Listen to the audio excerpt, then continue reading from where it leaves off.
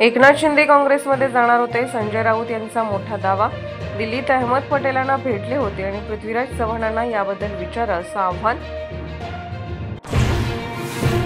नाना पटोले यांच्या ऑफरबद्दल त्यांनाच विचारा. शरद पवारांनी चिलकारला प्रश्न. सत्तेचा गैरवापर करून कोणी धार्मिक तेढ निर्माण करते का बघा असा सरकारला सल्ला.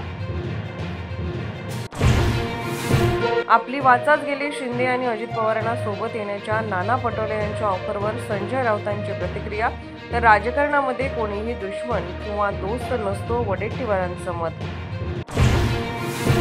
मराठी साहित्य संमेलनाच्या उद्घाटनाला आल्याबद्दल पवारांनी मानले पंतप्रधान मोदींचे आभार. बाजीराव पेशवे, शिंदे आणि मल्हारराव होळकरांचे पूर्णाकृती पुतळे तालकटोरा स्टेडियममध्ये उभारण्याची मागणी. काही लोकांनी सत्तेचा गैरवापर करण्याची भूमिका घेतली आहे, त्याचे बीडमध्ये दुष्परिणाम. शरद पवारांची बीडच्या परिस्थितीवरून टीका.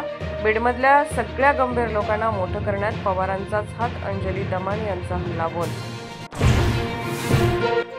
मंत्रिपदानंतर आता धनंजय मुंडे यांची 6 महिन्यात आमदारकी ही जाणार.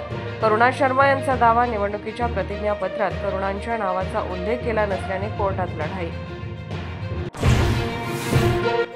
सतीश भोसले उर्फ खोक्याला घेऊन पोलीस गुन्हा घडलेल्या ठिकाणावर दाखल. गुन्ह्यात वापरलेला हत्यार आणि गाडीचा शोध घेण्यासाठी पोलिसांकडून तपास सुरू. खोक्याचं घर पाडायला सरकारने घाई केली. आमदार सुरेश धसांनी व्यक्त केली खंत. घर पाडलेल्या जागेला उद्या भेट देऊन कलेक्टर आणि वन विभागाला जाब विचारणार.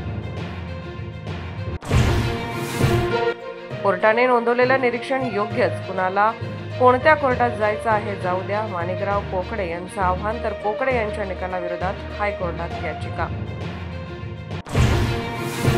महाराष्ट्रातून औरंगजेबाची कबर हटवण्यासाठी बजरंग दल आणि विश्व हिंदू परिषद आक्रमक.